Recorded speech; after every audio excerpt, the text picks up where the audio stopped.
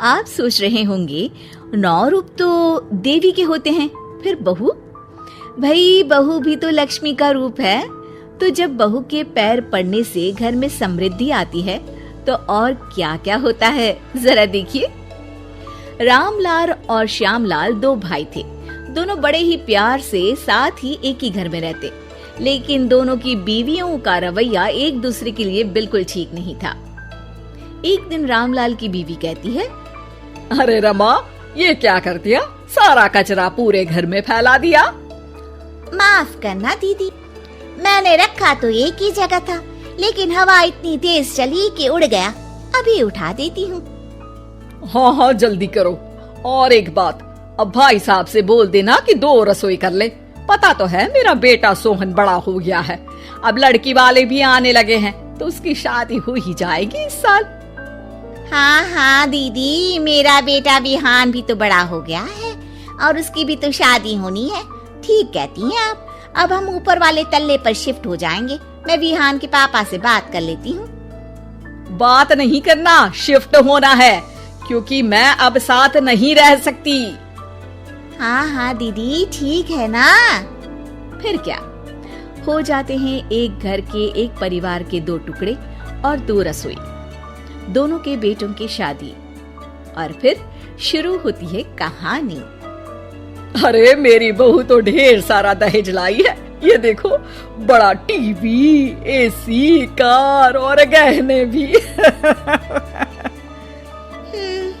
दीदी ये तो बहुत अच्छा है, लेकिन है कहाँ आपकी बहू? वो सो रही है, थोड़ी रिजर्व टाइप की है ना, अपने ही कमरे में रहती है और ज्यादा बात भी नहीं करती। तभी रमा की बहू की आवाज आती है, माँ कहाँ है आप? जल्दी आइए, नाश्ता ठंडा हो रहा है और मुझे भी भूख लग रही है। आ रही हूँ बेटा, रुक। दीदी चलूं क्या? ये लड़की मेरे साथ ही बैठकर खाती है, वैसे भी भूख लगाई है। ये बोलकर वो चली जाती है। तभी श्यामा की बहू बाहर आती है और बाहर की ओर जाने लगती है। अरे बहू, कहीं जा रही हो क्या? क्या है माँ जी, बिना बात के ठोका मत करो। जा रही हूँ मैं। वैसे भी मेरे पापा ने कार घर में रखने को तो नहीं दी है ना। अरे नहीं नहीं बेटा, बिल्कुल बिल्कुल, घूमो घूमो। मैं तो कहती हूँ मुझे भी साथ लेकर जाया करो, साथ ही घुमा करेंगे। अरे नहीं नहीं, मैं आपके साथ बिल्कुल भी कंफर्टेबल नहीं हूँ।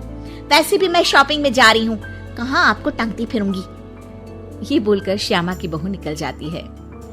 तभी उसके कान में ऊपर वाले तल्ले से हंसने की आवाज आती है। और ये कौन इतनी जोर जोर से हंस रहा है? ऊपर जाती है, जहाँ वो देखती है कि रमा और उसकी बहू साथ बैठकर बातें कर रही होती हैं। फिर तो मम्मी जी इतना मजा आया कि मैं क्या बताऊं। हाँ हाँ बहू, सुनने में ही हंसी नहीं रुक रही। तू तो वहाँ मौजूद थी। तभी दोनों की नजर श्यामा पर पड़ती है। अरे ताई जी आइए ना, आइए। वो उनके पैर छूती है और फिर चाय बनाकर लाती है। श्यामा अकड़कर कहती है, अरे नहीं नहीं, मैं चाय वाय नहीं पीती, बस हंसने की आवाज आ रही थी तो सोचा बता दूं कि टीवी की आवाज धीमी कर लो। अरे टीवी, वो देखो दीदी, धूल खा रहा है, वक्त ही नहीं मिलता देखने का। बहू के साथ वक्त कैसे बीत जाता है, इसकी बातें और किस्से कहानी किसी सीरियल से कम नहीं होते। श्यामा को खुशहाल रमा को देखकर जलन होती है।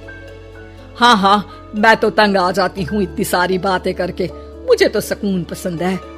ये कहकर श्यामा चली जाती है। अगले दिन रमा अपनी बहू के साथ घर से जा रही होती है कि तभी दरवाजे में श्यामा उन्हें टोकती है। अरे कहाँ जा रही हो दोनों? अरे देखिए ना दीदी, इसे शॉपिंग करने जाना था।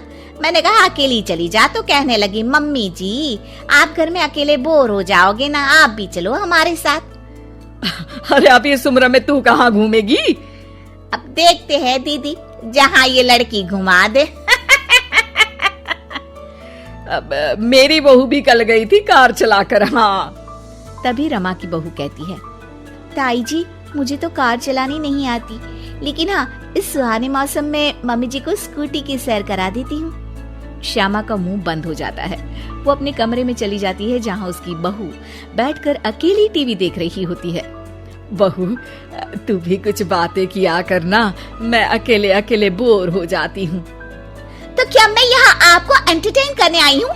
देखिए मम्मी जी, मैं तो सिर्फ ये कहना चाहती हूँ कि ये टीवी मेरे पापा ने दी थी, तो ये टीवी कल तक मेरे कमरे में लग जानी चाहिए, समझिए आप? ये बोलकर वो वहाँ से चली जाती है।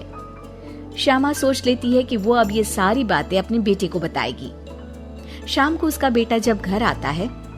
अरे देख बेटा, तेरी बीवी सारा दिन अपने कमरे में रहती है, न बात करती है न चित। मैं बूढ़ी सारा दिन भूत की तरह अकेली घूमती रहती हूँ घर में। अरे माँ, मैं क्या बोलूं? मैंने कई बार उसे बोला कि सबके साथ उठा बैठा करो, हंसा बोला करो और मिलकर रहो, लेकिन वो कहती है कि उसका मन ही नहीं करता। अरे क्यों मन नहीं करता है? ऐसा क्या हो गया? माँ, तुझे याद है उसके पिता ने कार देने से मना कर दिया था। कहा था कि उनके पास पैसे नहीं है, साथ ही तेरे सामने हाथ भी जोड़ा था। लेकिन कैसे तूने उसके पिता के साथ बुरा व्यवहार किया था। उन्हें कहा था कि पैसे नहीं है तो किसी भिखारी से शादी कर दो अपनी बेटी की। हाँ बेटा, तभी तो आज दरवाजे पर इतनी लंबी कार खड़ी है।